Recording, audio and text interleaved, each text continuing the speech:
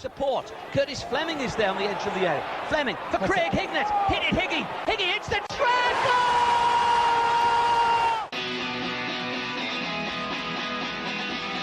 Avenelli coming alive again. Juninho wants the ball played to him. Avenelli spots out Emerson!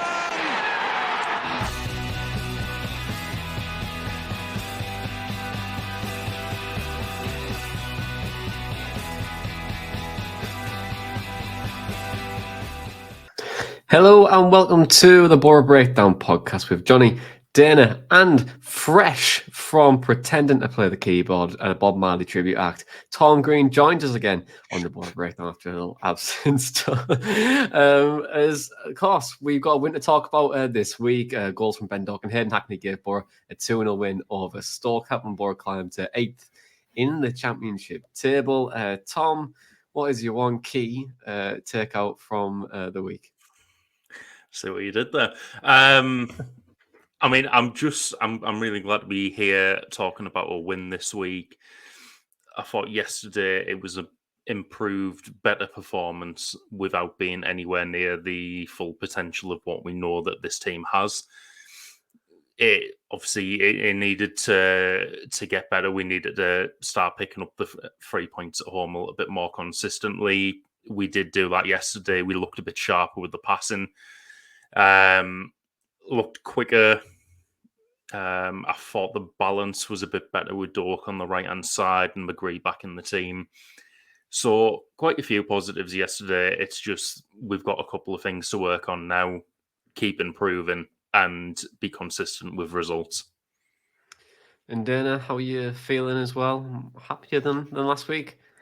Yeah, definitely. And I echo what Tom mentioned there about it being better. I think what we want to see from Boro, especially after the Sunderland game and particularly after the second half performance, is an improvement. And we saw that.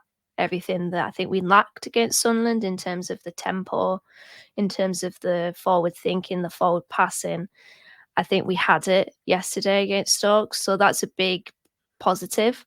And I think my key takeout is how refreshing is it to see a winger that actually takes on a fullback.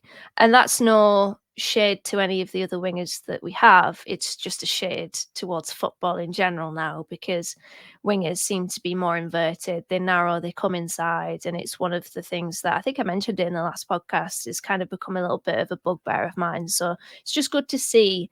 And it was mentioned a few times on the radio after the game, the old-fashioned winger, and we saw that yesterday in Ben Doak. I'm sure we'll talk about him more, but it was just refreshing to see that type of player again.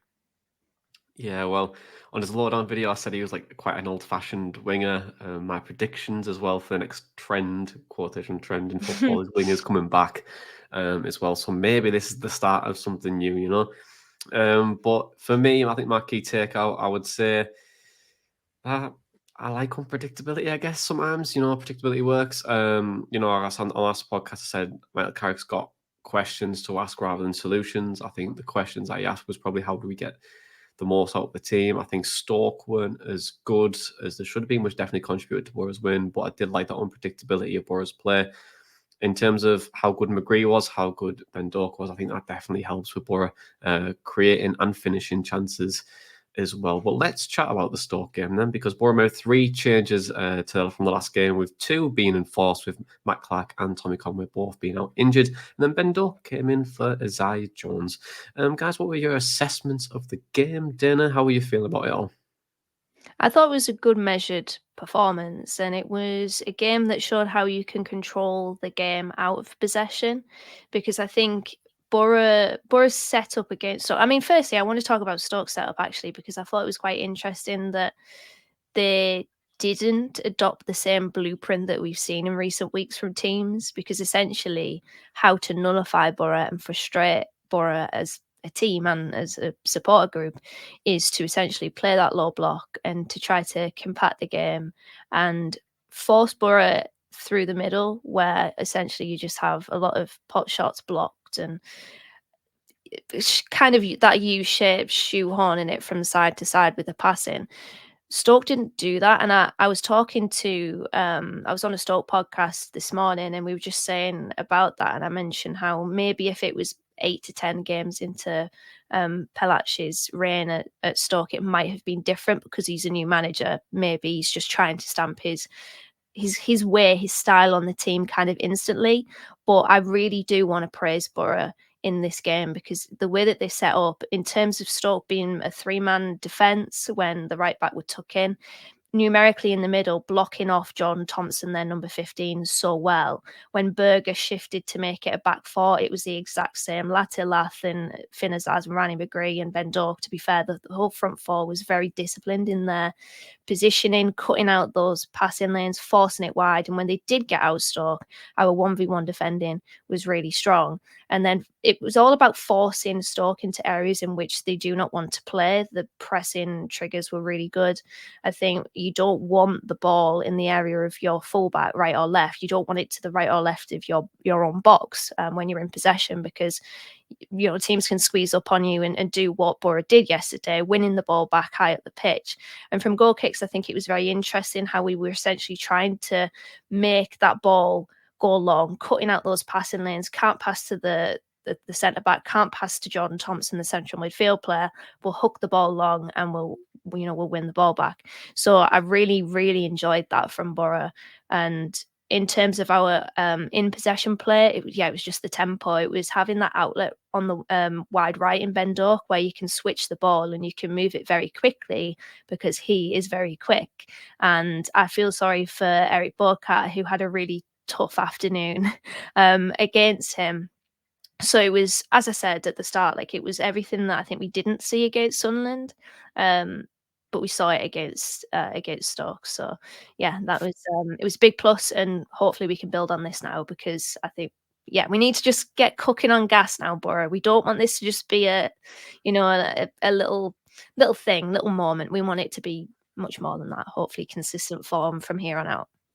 Yeah, I'd agree on this. Well, I'd agree with Boro's press yesterday and shape, and you just touched on it there. And what I've kind of said, may say the same thing, but it ended up being like this, like being like a 3-2-1-4 really for Stoke in possession as well, and where Boro was set up in that 4-4-2 shape or 4-2-3-1, and Boro's width wasn't really like that aggressive, really when you're defending. We're quite narrow.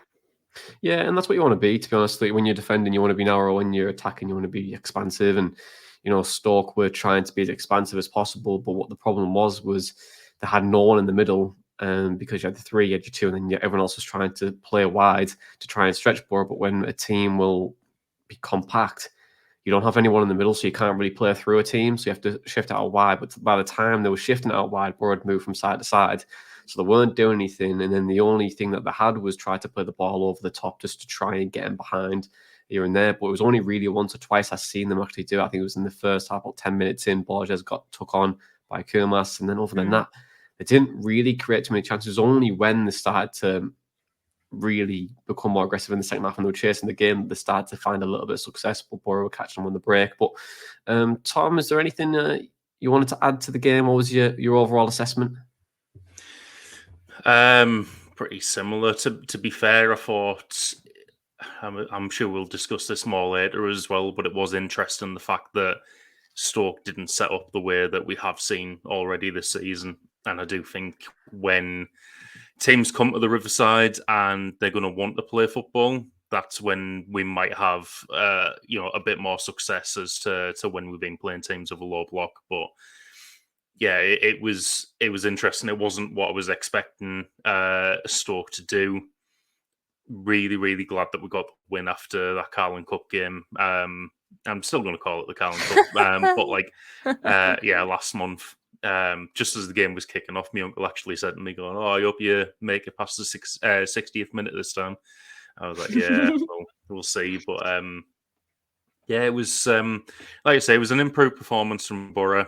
It needed to be after last week, and now it's just going to be about keeping that consistency going. Hopefully, starting with West Brom on Tuesday, but some good positive signs, I thought.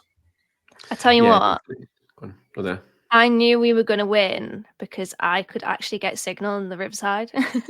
So I posted a tweet with my curry and chips, and I thought, bloody hell, we're winning the lot. I've actually managed to tweet something before kickoff instead of having it like be sending before kickoff and then actually being sent after full time. So yeah, knew that we were going to win because of the signal. I actually got it. I got the signal. I'll go with the bait chat as well because I didn't get the chips and curry this week. I got a No. beef. No, I got a beef chips and gravy. I mean, there's a person that who I was speaking to at the counter, and he was saying, "Listen, so shout, I didn't get your name actually, but thanks for listening a lot. I do appreciate it." But it was quite funny that you caught me mid-act at the Chip Fan where we talk about. But normally my record with chips and curry is I never see us win, so I'm going to revert back to the norm, go back to the usual bit, and it was a good standard yesterday, of course, as always, and we move on. We move on with the bit, but. Should we talk about something a little bit depressing about more injuries, Dana? Because Matt Clark is now injured, Tommy Conway injured as well. Just an ever-ending list of injuries. And how important is it that we try and get these players back as soon as possible? Yeah, it's crucial, isn't it? Because I think when you get Boro's squad all available, you've got some really good options there, like really good options, Dawn. And particularly in Matt Clark's position at centre half, you saw Rav Vandenberg come back yesterday. When Darragh Lenihan and when Dale Fry are both back, then I think there's going to be one hell of a selection headache there for Michael Carrick. And then with Tommy Conway, he started his Middlesbrough career really well. He offers you something different in that number 10 position. I think I would prefer long-term or mid-term to see him as that number 9, but obviously you've got Latilat there. Yeah, when I heard little murmurs of them both being injured, I just thought, bloody hell, what is going on?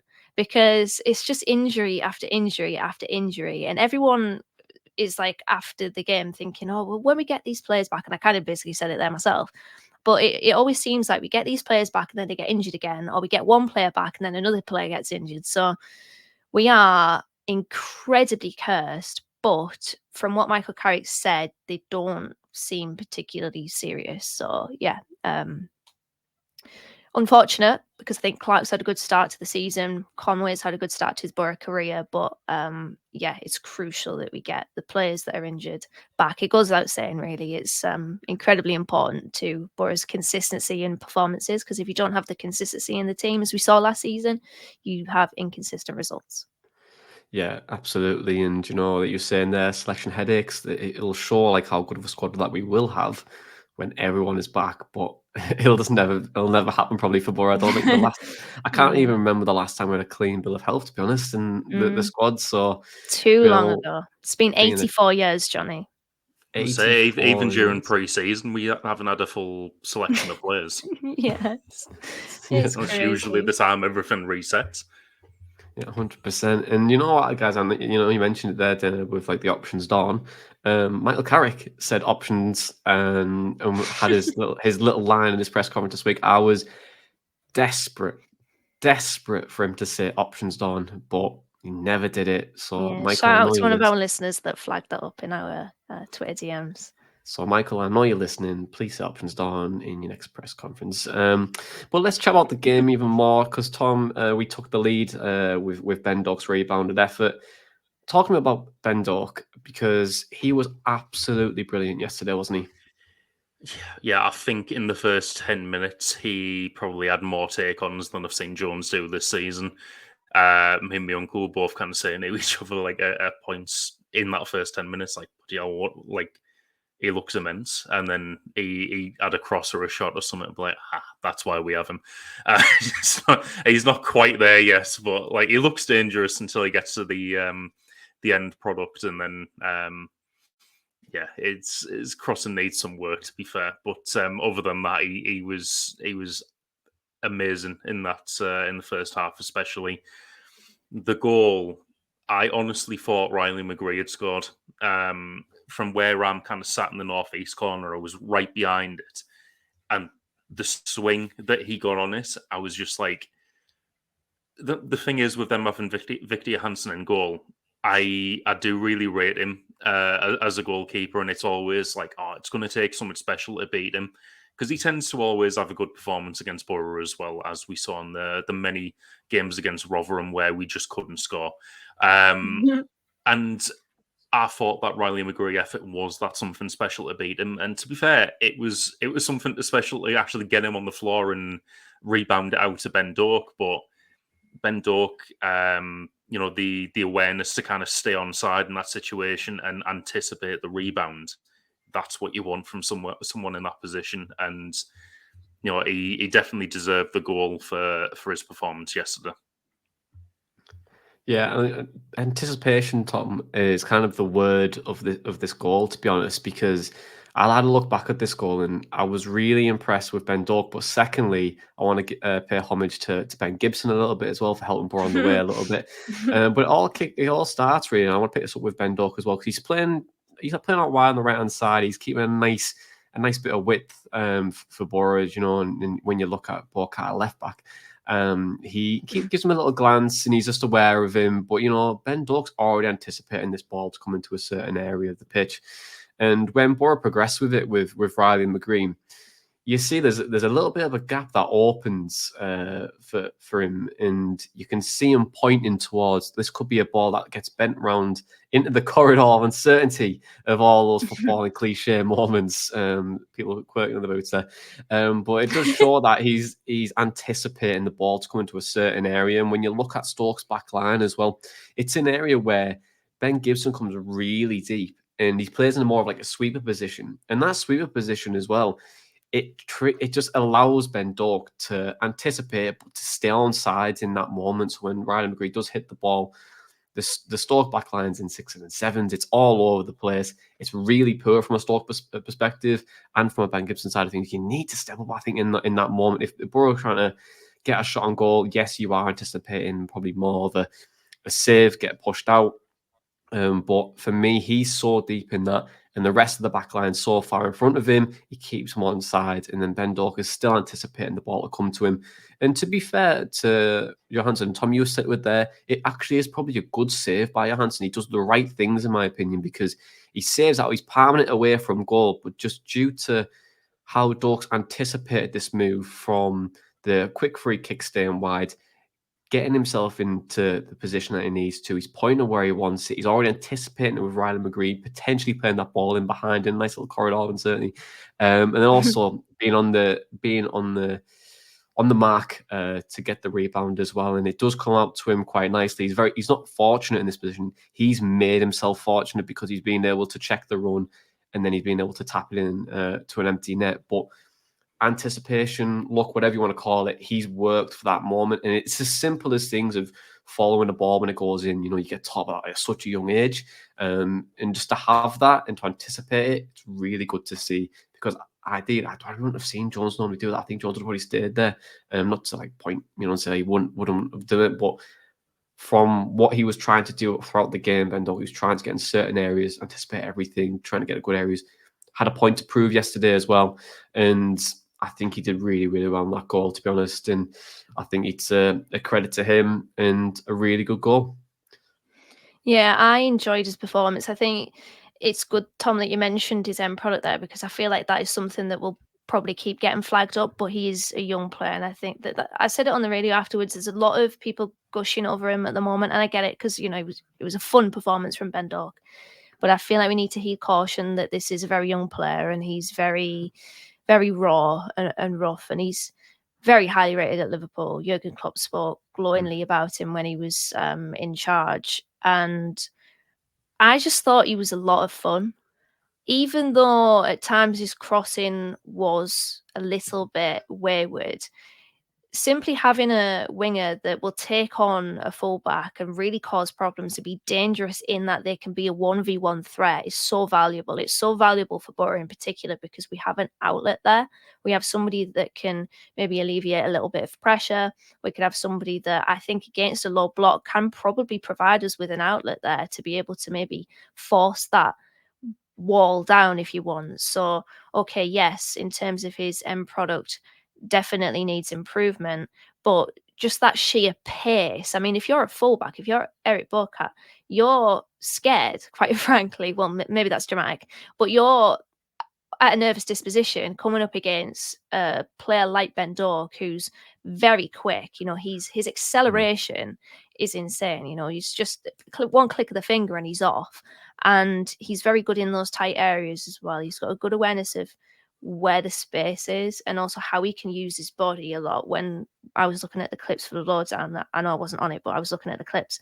He's very good at using the fullbacks' momentum against them and basically just leaving them in the dust. So I really enjoyed that performance, and let it be known that if Ben Doak ever becomes a future Ballon d'Or winner, his first senior goal was scored for Middlesbrough Football Club. So that's good. Against Stoke, and it was from 2 yards out. And just adding to Yes, more about and Ben we love Doak as that. well. Oh yeah, you love it. Shithousery at times. But his what makes him unpredictable is how comfortable he is on both feet. Right, he's able to shift it from his left to his right. You don't really see too much of a disadvantage on either foot. He's able to turn your inside and out. And as a fullback, not knowing what someone's going to do is really, really frustrating and very difficult to defend against. But also, what you'll see over the next couple of games, people are going to put 2 or 3 men on him at times. When he gets the ball, it's going to be a really aggressive press on him. He might give the ball away, there might be some frustrations, but what that does is it creates space elsewhere. If you have Ryan McGree firing at cylinders, you've got Finn Azaz doing some really good things. Tommy Conway, when he comes back, like I laugh having that space. Hayden Hackney, who looked good in time at time yesterday. It creates different options, Dom. And you've got to maybe use him as a decoy at times, or either use him as a touch and go, or let him run at a defender, because it creates different options. And I think I'm really, really happy with that. Go on, Tom. I will add on to that. He does at least seem quite clever and have a decent amount of football IQ. You mentioned there about teams potentially putting 2 or 3 men on him. I mean, where have we seen that before? It was Villa's tactic in the playoffs against Traore, and it worked because Traore just seemed to try the same thing every time of take those 3 men on, and 2 out of 10 times he might get past them or whatever. But at least with Doak yesterday, I mean, defensively he was quite good as well. He tracked back, and for quite a small player as well, he seems to kind of have that strength about him to be able to get in there and hold players off the ball and win it back. But there were times where he'd get it and, he'd be facing back towards our own goal, but he would play a pass to Ayling or Hackney or Morris or whoever was closest to him. Whereas I think when we've seen, again, the Traore comparison kind of coming in here, he probably would have turned and tried to take whoever was there on. So you got to think, if people are doubling up on him or tripling up on him, he's going to have the sense there to play it back and make a different run, or play it sideways and like you say, give and go and try and get him behind. Because he did seem kind of quite clever in that regard yesterday, and we're talking a lot about him here for his first game. I really can't wait to see what else he has to offer. And another thing, me and my uncle were saying at the match yesterday, is that Jones must have been sitting there on the bench going, how do I even get back in at this point? Because he's already got the fans on his side from just running at the fullback and taking them on and being quite successful with it.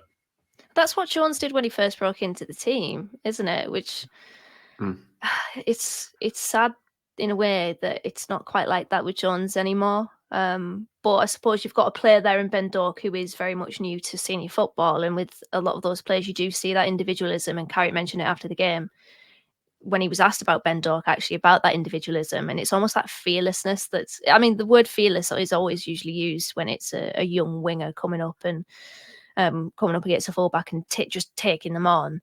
But I like that quality, and I really hope that Jones can get that back, because he was very, very good at that under Chris Wilder. So I'm jumping to Jones' defence there. But yeah, Ben Doak, I'm glad that you mentioned his defensive duties as well, Tom, because I think he was really good with that as well. Not just in terms of any tackling or anything like that. It was more his positional play in Boro's setup and in their press too. So very good first start for Ben Doak, and I think he stays in the team for the game against West Brom. Yeah, and just on Jones as well, this is a great opportunity for Jones in terms of, Yeah. giving him the motivation to take a place off someone. He's had that position for 4 seasons now, like 4 seasons of not really having any competition. I think that itself can create potentially like a bit of an inconsistency, and that's not a bad thing. Like if you don't have any competition, sometimes that fire can disappear sometimes, and you have that that silk sheet mentality a little bit of you don't really need to try. It's not as hard, but not as like a, because you're not going to be staying every week or playing every week. But now with Ben Doak, it could light that fire of Jones, and you could see that return of form that he has. You could see the excitement of Jones has, because there is a player there. We've seen it from time to time. You appreciate at the moment it's more so like every 8 or 9, 10 games, but this could really be the start of Jones's return to more that individualistic approach, trying to take a man on. And you never know, it might, if Boro are chasing a game, you've got Ben Doak on the flank, and then you put Jones in on a right back, maybe if you want to double up on those wings, it can create a really different type of attacking options, Don. So there's so much that we can maybe do with this, and it's quite nice to have that option. If you want to put Jones on left, you could still do it. When he first came in, he was a left winger. So again, it's that ability to change things around, and hopefully Jones can reignite that fire. But Ben Doak, for me, I don't think you can drop him after the performance yesterday.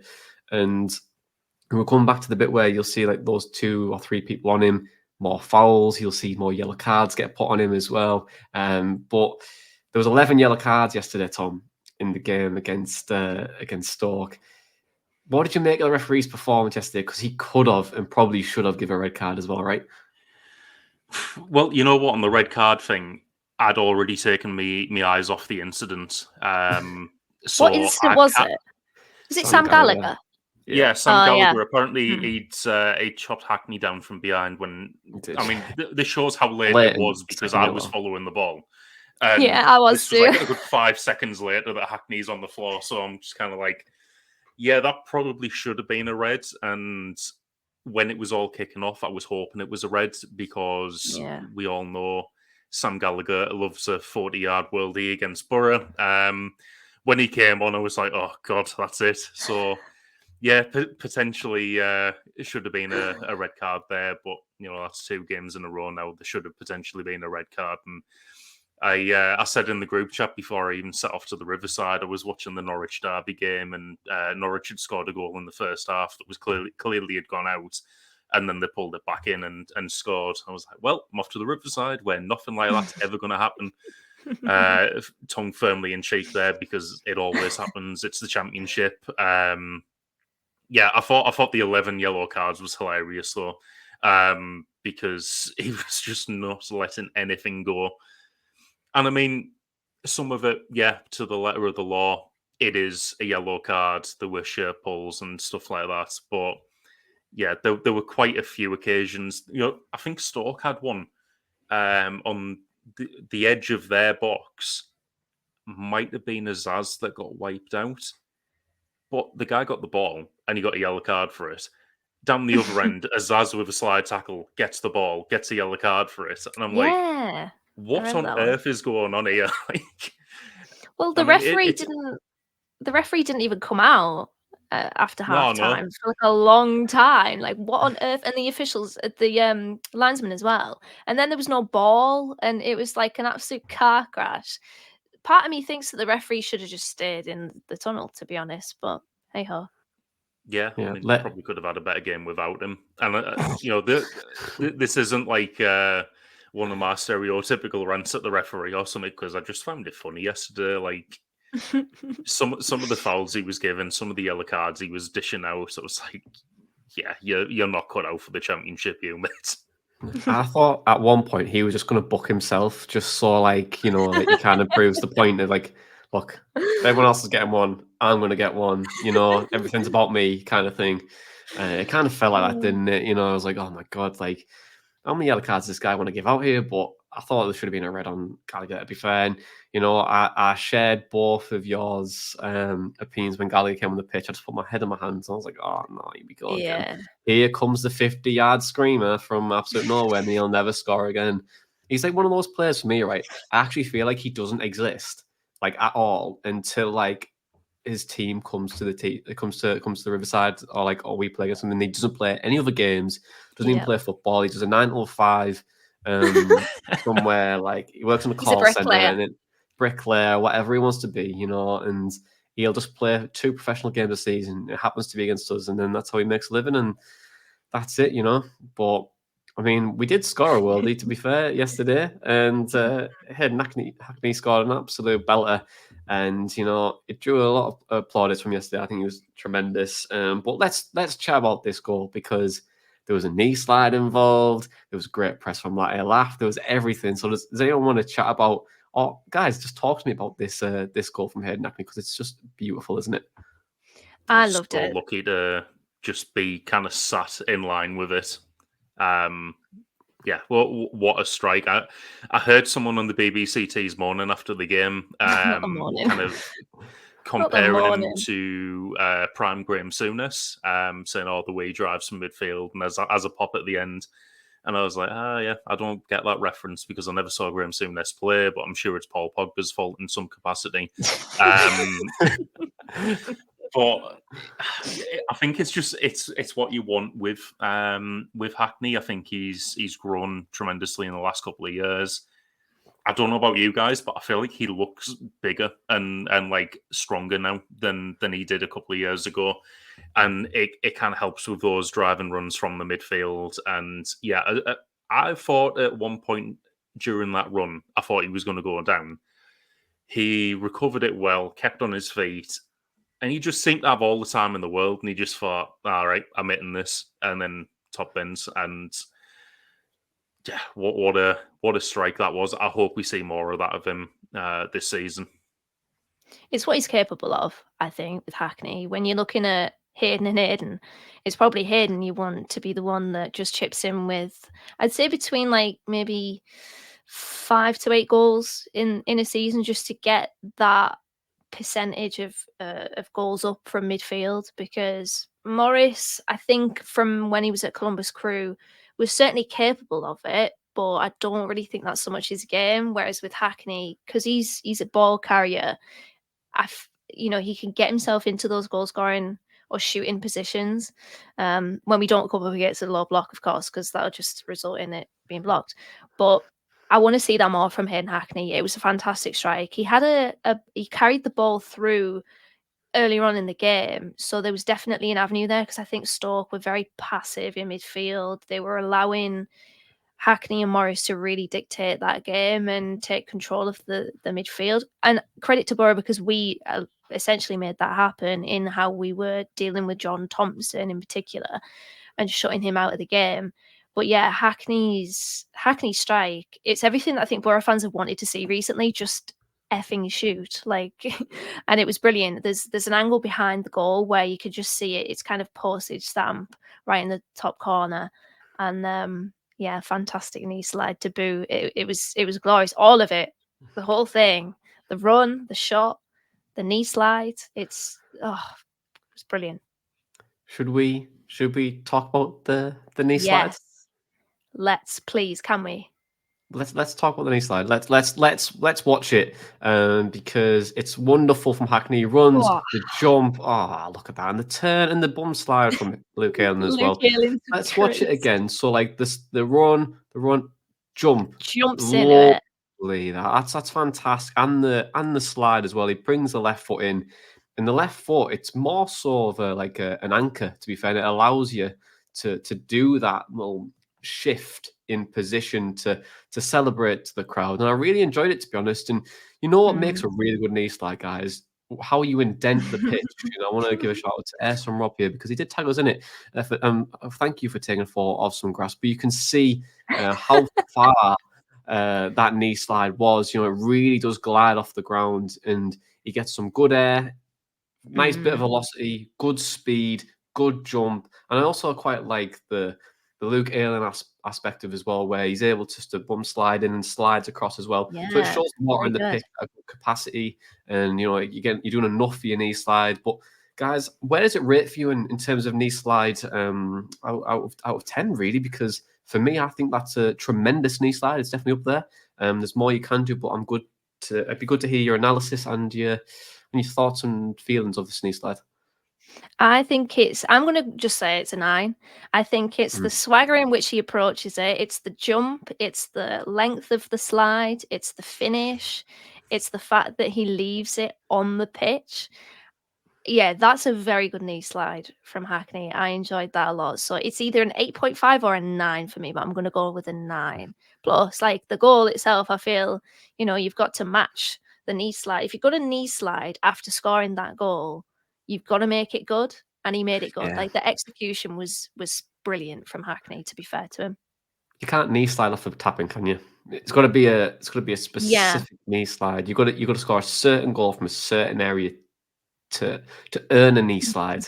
You've got to be the knee slide. You've got to earn that moment. Tom, I don't know what your thoughts are as well. 9. Although that's in reverse, so it doesn't look necessarily like a 9. I think it's everything Dana just said, but I can't give a 10 out this early in the season. If he scores that last game of the season to win us promotion, and then caps it off with a knee slide like that, then it's a 10. But I can't give a 10 this early in the season because otherwise it's nothing to aim for. Yeah, nothing to aim for. But also, Tom, we don't want to Lucas Engel him in knee slides. I give Lucas Engel a 5. Look how it haunts me. So you can't always give. But I feel like I just need to watch it one more time because the way he runs, obviously the jump, we've all agreed with that. The only thing that makes it a 10 if he goes a yard further and finishes on the touchline, on the exact line. If he's able to get that leap, he does everything right. It's the turn, even brings his ankle in to pivot. But even Aylan helps him as well. But I just want him to finish on the line. And that for me would give him the awards, and very much needed as well because overall it's a tremendous knee slide. Can I just say we've got knee slide club merch available at t-slide.co.uk. Yeah, if you want to be part of the knee slide club, you can do that, and you might even win an award. But speaking of awards, we've been nominated for another one.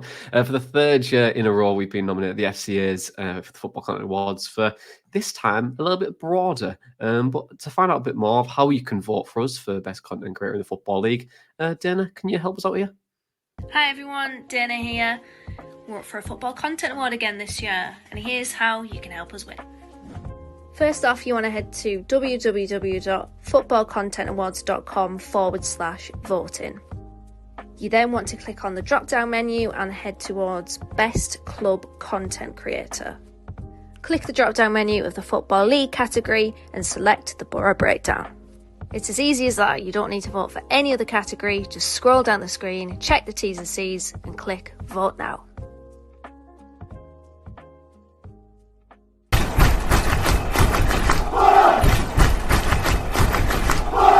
Hello, welcome to Podcast Questions. Every week you get the chance to ask us a question via Twitter, Boro_breakdown, or send us an email at theboro_breakdown@hotmail.com. So, Dana, thank you for the quick change in outfit because that was very, very good of you. And ran downstairs, ran back up again, quick change in a matter of 30 seconds. That's how we do it on the Boro Breakdown podcast. But the first question this week is from Gareth, and he asks, we seem to be better today and have a lot more intensity than previous games. But was that because Stoke were bloody dreadful? Great to have McGree back as well. Tom, would you like to take this one? Yeah, I think it definitely helped that Stoke were bloody dreadful. They, like we said earlier, they set up in a way that not many other teams have done this season against Boro, if any. Stoke turned up to kind of play football, and Boro punished them for that. It did seem like they were probably in the early stages of a new manager, and he's trying to stamp his vision on the club. So I'm sure by the time we play them in the 3rd leg of our matches this season, they might be a bit better in that system if that manager's still there. But it definitely allowed us to play our game, pick up a little bit of confidence in our system maybe, and as Gareth said, it was great to have Riley McGree back in the team. I did think there's maybe a little bit of cohesion to make up on the left-hand side. There was a couple of times between Borges and McGree where a pass could have been played a bit earlier, or maybe Borges was in the wrong position on the overlap, but it's going to come with time. And I did say before the game yesterday, I do feel more confident with McGree in that left-hand side role, especially with what should be an offensive fullback, because I think he just gets it. I think we saw that when he was playing on the left-hand side, when Ryan Giles was there. I do think we saw it a couple of times last season when he was actually fit as well. And I think he does, like I say, he does just have that vision on that left-hand side to open up that overlap. And we're maybe not going to see the best of that left-hand side over the next couple of matches, but I think the more they play together, the more they'll get it, and soon we'll have green line chemistry down that left-hand side. Green line chemistry. Good God. The next question, it's from Ben, and he says, as good as Conway is, do we think we floor better as a team when Azaz is in the 10? Dynamo, would you like to take this one? I don't want to land on a yes or a no just yet. I think it's probably too early to say that. But it depends on what Carrick really wants from his team. Because if you want Conway in that number 10 position, then you're not really going to get somebody that kind of affects the game in terms of pass selection and creating chances between the lines. You're probably looking at somebody who, yes, can connect the play, but probably just wants to get himself into those goal-scoring areas. A bit like Tuber, I guess. So it depends, like, what do you want from the team? What do you want out of the game? So it's a good difference to have, I would say. But for me, like, if Azaz is going to be in the team himself, he has to play as number 10 rather than off the left. He can play off the left. He played there a lot of times for Plymouth, but in this system, I think he's probably best being the kind of linchpin of the team, if that's the right word. But yeah, the one that the play does go through centrally, as well as McGree. I think, Tom, you mentioned it in regards to pre-season. The two of them linked up pretty well. So there's definitely good stuff to come out of that particular link up between them two. But yeah, I think this team is probably better, and Azaz himself is better if he's in through the middle. And the final question is from Boro Hub, and they said, is that attacking four that started today our best attacking four? The nod from Dana already probably suggests yes. I just thought it was a good question. Yes. But yeah, I do agree. I think I do agree. It's a good question, and I agree. Yeah, I was going to say I don't want to jump to conclusions just yet, because Conway could be better than Latilaf up front in that system. So who knows? Or Conway could get better. I'm going to say Latilaf was good yesterday, and he was unlucky as well because he hit the post, and he hit the foot of the post, and then he forced a good save out of Johansson. You can't knock his work rate, in fairness, Latilaf. I think he was unlucky. A goal's coming. A goal is coming. So yeah, maybe Tuesday night, maybe. I just want to add on to that about Latilaf, the header where he hit the post. That bit of play was the most Football Manager in real life bit of play I have ever seen.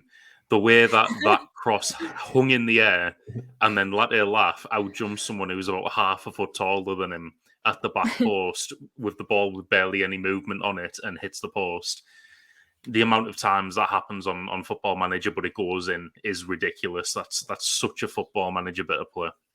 Against you, Tom, or for you? Does it go It's in? against me, yeah. So it's something I haven't figured out how to defend against just yet. But no, Latilaf's done it a couple of times for me as well. But it's not my type of football. We don't play across. Yeah, well, I think with Latilaf, he's quickly becoming a Tunjai regen, to be honest, because of just the way he presses each team, gets the fans on board, winning the ball back, and Tunjai missed really big chances, and so does Latilaf, so pretty much a regen. Anyway, is it a bird? Is it a plane? No, it is the present place.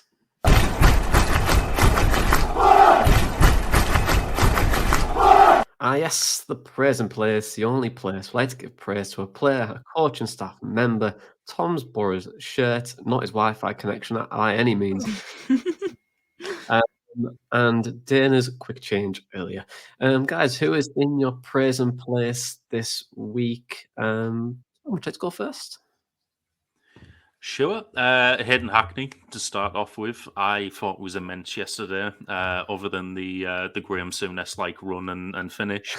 I did notice, though, especially in the first half, and I'm sure you guys saw this as well, there was a few balls that he played out to Ben Doak on the right-hand side where the curve on it was absolutely perfect. And I think a lot of the time it was going past Jun Ho on the Stoke left-hand side of play. And it was close to him, but it was as if for Jun Ho, it was like close, but yet so far. It couldn't have been angled any better to get on Ben Doak's run, but also to make it past Jun Ho. And it was, that for me, I'd noticed and probably appreciated even more than the goal. I was just like, bloody hell, it's such a good passing range from Hayden Hackney. And then you add in the goal and driving from midfield. There was an example first half where he got absolutely clattered on the edge of the box and it fell for McGree. But I just thought he was so good yesterday. Azaz, I want to shout out, I thought he had a good game yesterday as well. Especially kind of coming back and being able to turn and use his body to protect the ball during that turn. I think we saw a few examples of that. And when he was kind of dropping towards the centre circle, maybe when Boro were on the transition and being able to turn and get that ball out, I thought he probably started quite a few of our moves from doing that and deserves credit for it. And then lastly from me, I would say Luke Ayling. I just thought played really well yesterday, again being called upon to switch from right back into the centre of defence, which, there might be players out there who are kind of like the right back / right centre back, especially when they are kind of getting older as players. But it is asking a lot of a right back to come into right centre back in our system where we have to play out from the back and goal kicks. And I think he did superbly well yesterday. And when Van den Berg came on for Dijksteel towards the end of the second half and he did move back over to right back, I was just like, yeah, you deserve that. Get back in your own position. And then he's making overlapping runs for Jones, like in the 90th odd minute when Boro have corners and we've penned a Stoke in, just didn't stop running. So I feel like Luke Ayling deserves some praise yesterday as well. So Hackney, Zaz, and Ayling's in your present place. Dana, who are you going to go for? I've got quite a few, making up for not having a praise and place last game. I'm going to praise our front four for how they nullified Stoke's build out, how they restricted Stoke's build out, and how they forced them back instead of forwards. I think in terms of out of possession discipline, it was very, very, very good. Particularly Azaz and Lath actually leading the line in that. I think it was good. And I do want to flag up Finn Azaz as well. I think he was good yesterday. Needs to improve his shooting. I think the power behind his shots is lacking sometimes. It's like he loves a curler, doesn't he? Finn Azaz. But I think that'll come. His passing, again, really good. He's very quick with it as well. It doesn't take him long to turn and play that ball. And previously, I think we've seen like spinning top players like Mo Besic, for example. He's like the one that comes into my head the most when I think about just a pirouetting midfielder. They never release the ball, or they release it quite slowly. With Finn Azaz, it's quick and it might not always come off, but I appreciate the type of player that Finn Azaz is. Created the joint most chances in the game yesterday. Shock horror, Ben Doak was also joint with him for chances created, but the difference between the two of them is that Finn Azaz 0.41 expected assists, Ben Doak 0.22. So just not a big difference there, but just an improvement in regards to Azaz in terms of the quality of chances that he was creating yesterday. Lath as well, want to credit him because I think he was mightily unlucky not to get on the score sheet. Good effort, good work rate, and again pivotal to that press and the setup out of possession. And Riley McGree makes a difference, and Boro are a better team with him in it. So honestly, wrap him up in cotton wool, because if Riley McGree is not in the team, then our chances of actually performing well, I feel like, take a hit.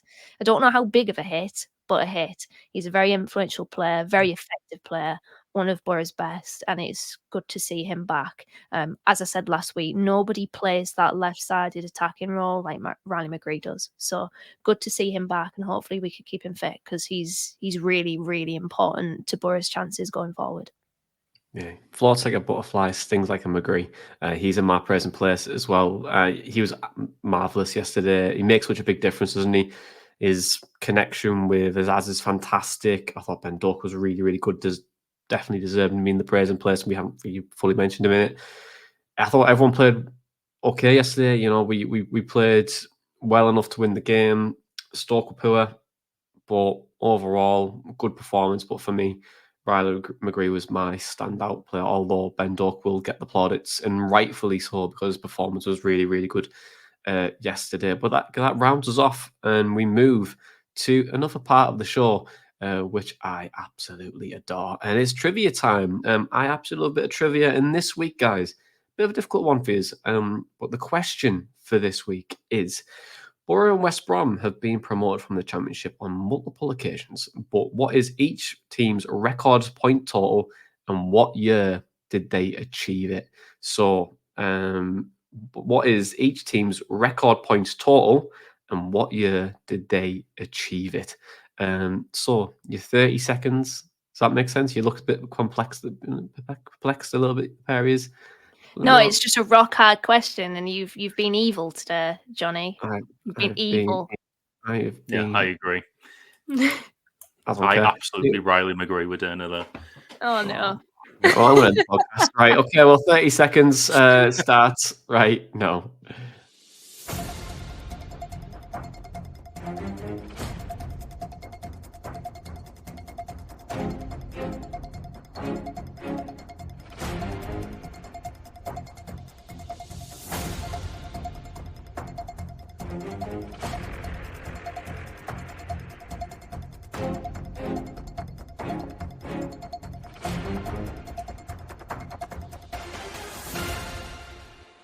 Time is up. Time is up. So, what have we got then? What is each team's record points total, and what year did they achieve it? Tom, you're looking quietly confident. What are you went for? No, I'm not. I've gone with Boro 88 and West Brom 101. I didn't manage to put a year in for Boro's. I've gone with 0304 for West Brom. Boro's, I tend to always beat the record on Football Manager, so I should know it. And I'm pretty sure it's somewhere between 88 and 92 or 93, I want to say. Okay. So I've gone the lower end of that spectrum.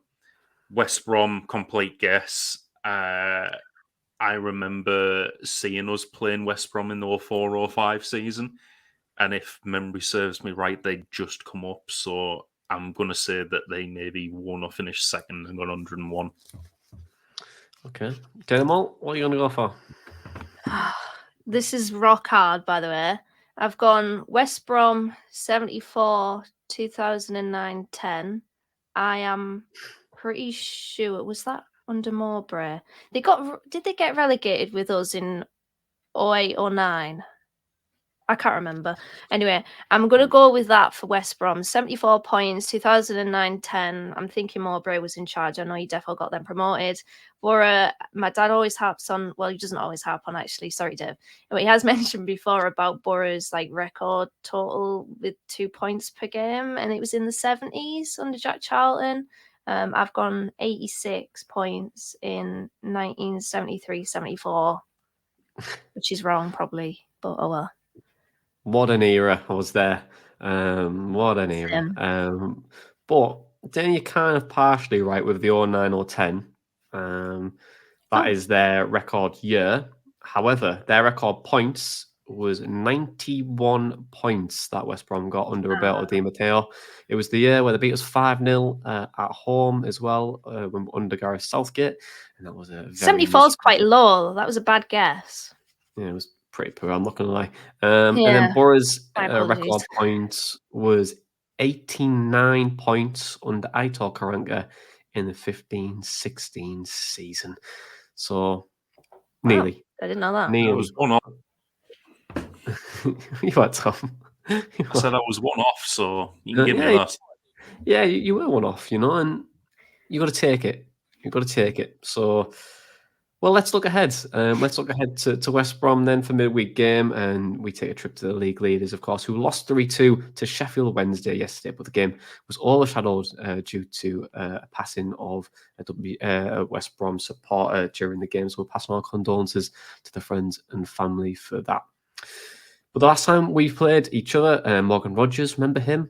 He scored the only goal of the game at the Riverside in a 1-0 win over the Baggies. And a couple of stats to throw your guys' ways before I get how you're feeling. Carlos Corberan has played Middlesbrough 7 times in his managerial career. He's won 4 and lost 3, so he's very hot and cold against Boro.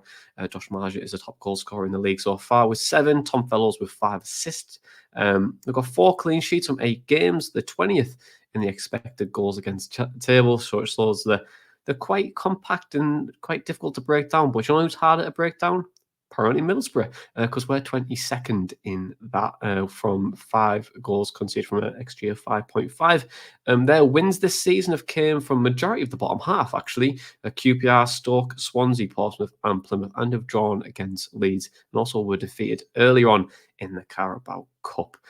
Guys, how are we feeling about this one?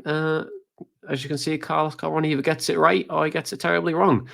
So how are we feeling, Dana? Confident? Not confident?